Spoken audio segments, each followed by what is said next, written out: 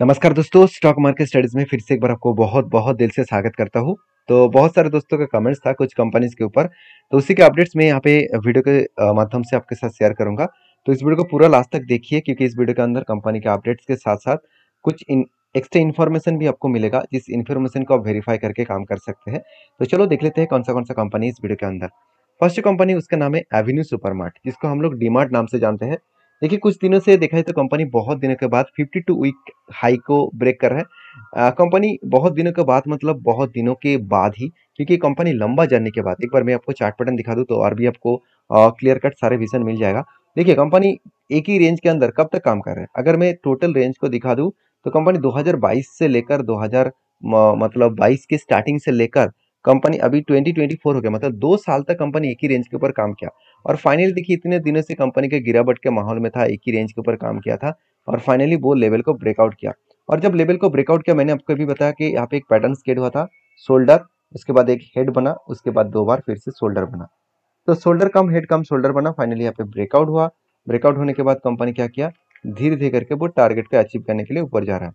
वो टारगेट को अचीव करने के लिए ऊपर जा रहा है, इसका मतलब क्या है, इसी तरीके से रेंज को वो फॉलो करके ऊपर जाएगा। वो रेंज निकल कर आ रहा है करीबन 5100। तो इस रेंज तक मैं जरूर इंतजार करूंगा, इस रेंज तक मैं होल्ड करूंगा। क्यों, मैं उसके बारे में बता दूं। क्योंकि यहाँ पे जो टोटल कप का साइज बना, यहाँ पे जो टोटल कप का साइज बना, इस कप का साइज के बेसिस में ही कंपनी के ऊपर अपटेन जाने का वो कोशिश कर रहा था। अभी मैं थोड़ा सा कुछ लाइंस को मैं यहाँ पे डिलीट कर रहा हूँ, तो और भी आपको क्लियर कट सारी चीज देखने को मिल जाएगा, क्योंकि यहाँ पे थोड़ा सा ज्यादा लाइन होने के कारण आपको थोड़ा सा प्रॉब्लम इशू होगा। अभी देखिए, अभी ठीक है। कंपनी किस तरीके से परफॉर्मेंस के, किस तरीके से यहाँ पे सिचुएशन बना, आप देख सकते हैं। यहाँ पे क्लियर कट, यहाँ पे एक पैटर्न्स बना, और क्लियर कट पैटर्न्स बनने के बाद फाइनली जब ब्रेकआउट हुआ, तब इस ब्रेकआउट के कारण मैं आपको पहले ही बोल चुका हूँ, जब ब्रेकआउट होगा तब हाई वॉल्यूम के साथ ब्रेकआउट देखना चाहिए। तो क्या सच में हाई वॉल्यूम के साथ हुआ? हाँ, बिल्कुल हाई वॉल्यूम के साथ ब्रेकआउट हुआ। इसका मतलब एक बार वो यहाँ से रिटेस्ट करने के लिए आ सकते हैं। अगर रिटेस्ट करे, उसके बाद जर्नी स्टार्ट किया, तो सोचिएगा एक अलग लेवल का टारगेट वो अचीव करेंगे। तो एंटी लेवल से टारगेट तक देखो तो कहाँ तक टारगेट है, वो टारगेट निकल कर आ रहा है, मेरा जो टारगेट निकल कर आ रहा है 15100। देखिए, ये मैं टारगेट आपको नहीं दे रहा हूँ, ये मेरा खुद का टारगेट है, इसको फॉलो करके मैं चल रहा हूँ, इसको स्टडी करके मैं चल रहा हूँ। तो 21% के आसपास मेरा व्यू है, और इस व्यू में खुद टारगेट नहीं ले रहा हूँ। यहाँ पे जो पैटर्न्स बना है, उस पैटर्न्स को अगर मार्किंग करेंगे, यहाँ पे जो कप का साइज है, उसी कप का साइज आपको यहाँ पे मार्किंग करके ऊपर देखना है कितना लेवल है। वही लेवल निकल कर आ रहा है करीबन 21%। तो प्लीज इस वीडियो के माध्यम से आपको कुछ जानकारी मिला है अच्छा, तो प्लीज लाइक करना, और प्लीज डायरेक्टली किसी कंपनी के ऊपर ट्रेड मत करना, क्योंकि हर किसी के पास अलग अलग ओपिनियन होता है। तो क्योंकि देखिए, कोई भी यूट्यूबर को देखकर आप ट्रेड लेंगे तो आप गलत डिसीजन ले रहा है, क्योंकि आपको सारी चीज़ों को सीखने के बाद काम करना चाहिए। तो देखिए, यहाँ पे डीमार्ट के इस तरीके से जानने के पीछे एक कारण भी है कि डीमार्ट जो ऑपरेटर शेयर्स है, आप देखेंगे तो scale now 52 week high after brokerage upgrade. मतलब जो ब्रोकरेज है उसके अपग्रेड के कारण यहाँ पे देख सकते हैं, डीमार्ट जो ऑपरेटर से जो शेयर्स है, sells now 52 week high, 52 week high after brokerage upgrade. मतलब जो ब्रोकरेज कंपनी है, उसका कुछ अपग्रेड अपडेट मतलब अपग्रेड किया है, मतलब जो वैल्यूएशन है, जिसका इसका टारगेट है, वो अपग्रेड किया है। इसके चलते कंपनी के ऊपर एक धमाका डिसीजन आया। तो वो अपग्रेड किसने किया? आईसीआईसीआई सिक्योरिटीज ने। मैं पिछले एक वीडियो में भी बताया था कि अपग्रेड करके उसका टारगेट रखा गया 4800 के आसपास। जो पहले टारगेट था 4100, उसको टारगेट बढ़ाकर कर दिया 4800। तो जिसके चलते मुझे लग रहा है एक अच्छा खासा मोमेंटम जर्नी और भी देखने को मिल सकता है, क्योंकि बड़े जब इंस्टीट्यूशन किसी कंपनी के ऊपर कोई भी टारगेट को आपको यहाँ पे ओपनली आपको फोकस कर रहे हैं, तो मतलब उस टारगेट को फॉलो करने के लिए सारे कंपनी और सारे इन्वेस्टर उस कंपनी के ऊपर कुछ ना कुछ डिसीजन जरूर लेंगे। तो बाकी आपकी क्या ओपिनियन है इस कंपनी के ऊपर, जरूर कमेंट्स करना। नेक्स्ट जो कंपनी है वो है पॉलीकैब। देखिए, पॉलीकैब के ऊपर हर टाइम हर वक्त में आपके साथ अपडेट शेयर करता हूँ, क्योंकि Polycab one of my favourite company है। इसमें ऐसे नहीं बता रहा हूँ कि मेरी फेवरेट कंपनी है, क्योंकि कंपनी का जो दम है, जो पोटेंशियल है, वो अलग लेवल का है। क्यों? क्योंकि कंपनी के जो परफॉर्मेंस है, वो अगर नोटिस करेंगे, वो अगर वो चीज़ों को आप देखेंगे, तो जो पॉलीकैब कंपनी है, उसके बारे में बात करूँ तो कंपनी के जो कैपेक्स है, उस कैपेक्स को देखेंगे तो कंपनी एक अलग लेवल का कैपेक्स को इंक्रीज कर रहा है, मतलब खुद के बिजनेस के ऊपर अच्छा खासा निवेश कर रहा है। तो आप देख सकते हैं किस तरीके से यहाँ पे निवेश हो रहा है, किस तरीके से यहाँ पे इन्वेस्ट हो रहा है। जो कैपेक्स है, जो कोविड के टाइम में कैपेक्स था सर 190 करोड़, और उसके बाद देखिए कंपनी धीरे धीरे करके कैपेक्स को बढ़ाया और आज 600 करोड़ तक कंपनी का कैपेक्स चला गया। मतलब कंपनी खुद के बिजनेस के ऊपर अच्छा खासा निवेश किया, अच्छा खासा इन्वेस्टमेंट कंपनी के ऊपर किया गया है। तो उस बेसिस में बात करूँ तो उस बेसिस में आप जरूर कहूंगा इस कंपनी के ऊपर कि आप इस कंपनी के ऊपर फोकस रखिएगा, क्योंकि कंपनी का बिजनेस कुछ अलग लेवल का है। क्योंकि इसका मार्केट शेयर के बारे में बात करूँ, देखिए 23% वाटर वायर एंड केबिल का जो बिजनेस है उसके ऊपर कंपनी काम करते हैं। साथ ही साथ कंपनी का जो बाकी सेगमेंट है उसमें आप देखेंगे तो वायर्स एंड केबिल के ऊपर 87%, और फास्ट मूविंग इलेक्ट्रिक गुड्स जो FMEG जो प्रोडक्ट है उसके ऊपर 6.7%, और बाकी अदर्स प्रोडक्ट के ऊपर 5.6% बिजनेस कर रहा है। रेस्ट ऑफ वर्ल्ड में कंपनी 6.2%, बाकी इंडिया में 93.8% के आसपास बिजनेस हो रहा है।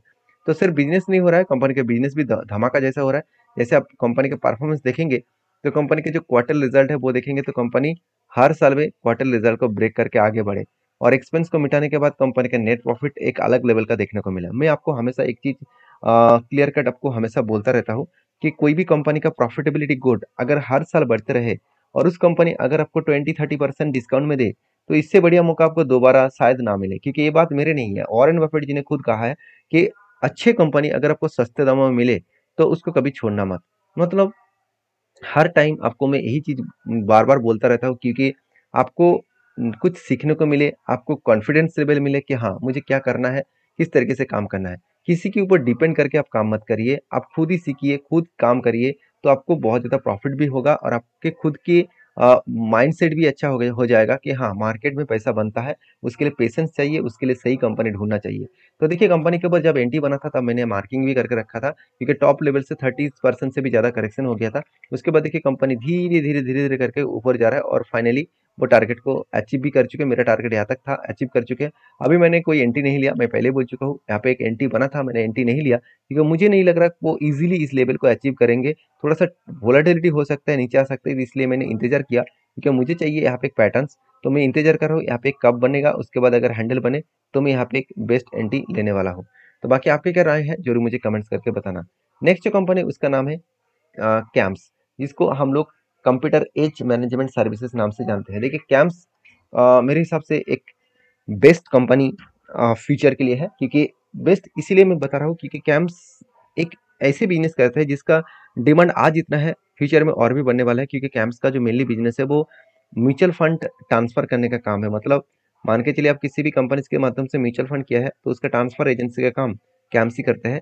और दूसरी बात, कंपनी के एसेट मैनेजमेंट का भी बिजनेस है। आपके एसेट को मैनेज करने के लिए भी कंपनी AMC के ऊपर प्रोडक्ट के ऊपर काम करता है। और बेसिकली देखा जाए तो कंपनी के जो बिजनेस है उस बिजनेस में सर्विस ऑफर्ड के ऊपर ही कंपनी का काम ज़्यादा से ज़्यादा देखने को मिलता है। आप यहाँ पे देख सकते हैं, India's largest registered and transfer agency of mutual fund with market से 69%। तो इससे बड़ी चीज और क्या हो सकता है। देखिए इंडिया में अभी भी लोगों के मन में बहुत सारा डायरेक्टली स्टॉक मार्केट के ऊपर डाउट है कि स्टॉक मार्केट में होगा क्या, किस तरीके से वो काम करेंगे। तो यही चीज अगर नोटिस करेंगे एज ए कोई भी कंपनीज के ऊपर, मतलब आप अगर इस चीज़ों को नोटिस करेंगे कि हाँ चलो लीडरशिप कंपनी के ऊपर चूज करें, तो लीडरशिप कंपनी के हिसाब से देखा है तो कंपनी के ऊपर देखिए अभी भी 69% म्यूचुअल फंड के ऊपर काम है। क्योंकि लोग डायरेक्टली स्टॉक मार्केट के ऊपर निवेश नहीं करना चाहते हैं, डायरेक्टली म्यूचुअल फंड करना चाहते हैं। तो म्यूचुअल फंड का जितना ग्रोथ होगा उतना ही इस कंपनी का ग्रोथ होने वाला है, इस बात को याद रखना। क्योंकि 69% म्यूचुअल ट्रांसफर एजेंसी यही कंपनी है। तो कंपनी के देखिए अलग अलग जो सर्विसेज है, जो कंपनी के टेक्नोलॉजी बेसिस सर्विसेज है, साथ ही साथ डिविडेंड प्रोसेसिंग के ऊपर है, ट्रांजेक्शन ऑर्गेनाइजेशन के ऊपर है, साथ ही साथ पेमेंट के ऊपर है, ट्रांजेक्शन के ऊपर है। तो इस तरीके से अलग अलग कैटेगरीज के ऊपर कंपनी का बिजनेस देखने को मिलेगा।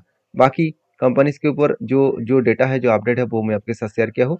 बाकी इस कंपनी के ऊपर सबसे जो मुझे इंपॉर्टेंस पॉइंट लगा, कंपनी के क्वार्टरली रिजल्ट। कंपनी के सेल्स के मामले में कभी भी पीछे नहीं हटा, कंपनी हर साल खुद के सेल्स को बढ़ाते चले गए। और एक्सपेंस को मिटाने के बाद कंपनी का नेट प्रॉफिट भी हाईएस्ट देखने को मिला। 71 करोड़ से 86 करोड़ तक कंपनी का नेट प्रॉफिटेबिलिटी ग्रोथ होता देखने को मिले। तो बेस्ट तरीके से प्रॉफिटेबिलिटी ग्रोथ देखने को मिले। बाकी आपकी क्या राय है, आपकी क्या ओपिनियन है, जरूर मुझे कमेंट्स करके बताना। क्योंकि कंपनीज के ऊपर जो बिजनेस है उस बिजनेस को मैं आपके साथ शेयर किया हूँ। क्योंकि कंपनी का जो जिस तरीके से पैटर्न्स भी क्रिएट हुआ वो भी देख लीजिए।